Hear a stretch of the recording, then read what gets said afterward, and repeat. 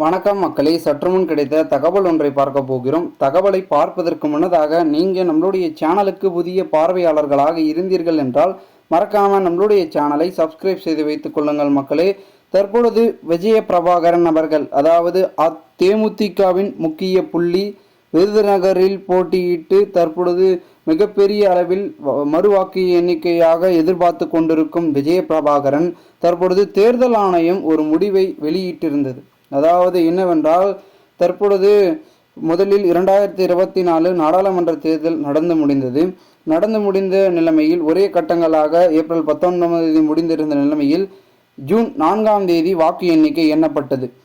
வாக்கு எண்ணிக்கையின் பொழுது விருதுநகரில் பெரும் விதத்தில் முதல் சுற்றிலிருந்து 15, 16 கிட்டத்தட்ட வரும் வரை முன்னிலை என்று விஜய பிரபாகரனே இருந்திருக்கிறார். அதாவது அதிமுக கூட்டணியில் தேமுதிக இடம்பெற்று அங்கு பார்த்தீங்கன்னா தேமுதிகவின் நட்சத்திர வேட்பாளராக விஜய பிரபாகரன் அவர்கள் நின்றிருந்தார்.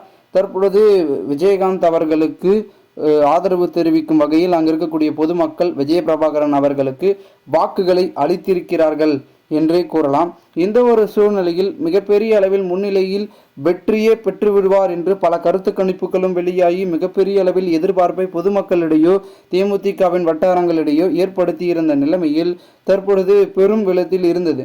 ஆனால் அதற்கு பிறகு பெரும் விதத்தில் தபால் வாக்குகள் மூலமாக எண்ணப்பட்டிருந்த நிலைமையில் தற்பொழுது விஜய பிரபாகரன் அவர்களுக்கு 4000த்திற்கும் மேற்பட்ட வாக்குகள் பார்த்தீங்கன்னா தோல்வியுற்றார் என்று பார்த்தீங்கன்னா அறிவிப்புகளை வெளியிட்டிருந்தாங்க. ஓகேங்களா, தோல்வியுற்று இவர் பார்த்தீங்கன்னா நம்மளுடைய காங்கிரஸ் திமுக கூட்டணியின் சார்பில் இருக்கக்கூடிய மாணிக்கம் தாகூர் அங்கு பார்த்தீங்கன்னா வெற்றியை பெற்று விட்டார் என்று கூறியிருந்தார்கள்.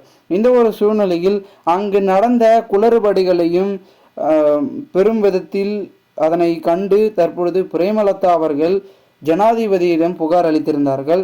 தற்பொழுது நம்முடைய விஜய பிரபாகரன் அவர்களும் டெல்லி சென்று அங்கு இந்திய தேர்தல் ஆணையத்தை நாடி மனு அளித்திருந்தார். ஆனால் அதற்கான விளக்கத்தை அவர்கள் அளித்திருந்த நிலைமையில் இது பெரும் விதத்தில் பார்த்தீங்கன்னா தேமுதிகவுக்கு அதிர்ச்சி அளித்திருக்கிறது. இல்லை, மீண்டும் பார்த்தீங்கன்னா மறுவாக்கு எண்ணிக்கை நடத்த முடியாது, அது நீங்கள் நீதிமன்றத்தை தான் நாடணும் அப்படின்னு சொல்லியிருக்காங்க.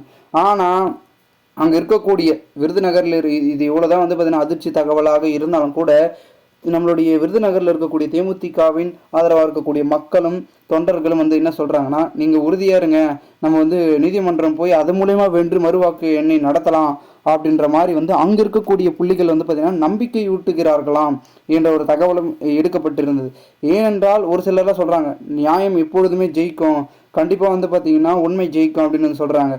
ஏன்னா கண்டிப்பாக பார்த்தீங்கன்னா பெரும் விதத்தில் ஆதரவு அங்கே கிட்டத்தட்ட ஏராளமான ஆதரவு தேமுதிகவுக்கே இருக்கும் அப்படின்னு பார்த்தீங்கன்னா பல கருத்து கணிப்புகள். ஓகேங்களா, இப்போது அதிமுகவில் என்னதான் பல இடங்களில் அப்படி இப்படி வரும்னா கூட விருதுநகரில் பெரும்பான்மை வரும்னு சொன்னாங்க, கருத்து கணிப்பிலே சொல்லியிருந்தாங்க. மேலும் இந்த ஒரு சூழலில் எக்ஸிட் போல்ஸில் கூட பார்த்தீங்கன்னா நிறைய விதமான கணிப்புகள் விருதுநகரில் வந்துச்சு, அதிகப்படியான ஆதரவு. திடீர்னு வாக்கு எண்ணிக்கை என்று மட்டும் நடந்தது, என்னம்மா அப்படி மர்மம் நடந்தது அப்படின்ற பேச்சுக்கள் தான் அதிகமாக இருக்குது. இதனால் கண்டிப்பாக ஒரு பெரிய விதமான ஒரு முயற்சி தேமுதிக பார்த்தீங்கன்னா இந்த நீதிமன்றம் மூலமாக போயிட்டு மறுவாக்கு எண்ணிக்கை நடத்த முயற்சித்தாங்கன்னா கண்டிப்பாக அவங்களுக்கு பெரிய அளவில் வெற்றி கிடைக்கும் அப்படின்றது பார்த்தீங்கன்னா அனைவர் மத்தியில் சொல்லிட்டு இருக்காங்க. பொறுத்து பார்ப்போம் என்ன நடக்கிறது, என்ன மாதிரியான மாறுதல்கள் நடைபெறப் போகிறது என்பதை. மேலும் இந்த ஒரு தகவலை குறித்த பொதுமக்கள் உங்களுடைய கருத்துக்களை மறக்காமல் கமெண்ட் மூலமாக தெரிவிங்கள். இதுபோன்று நீங்கள் அரசியல் சார்ந்த நிகழ்வுகளாம் தினசரி தெரிந்து கொள்ள நம்மளுடைய சேனலை சப்ஸ்கிரைப் செய்து வைத்துக் கொள்ளுங்கள் மக்களே. நாம் அடுத்தடுத்த வீடியோவில் சந்திக்கலாம். அதுவரை உங்களிடமிருந்து விடைபெறுகிறேன். நன்றி.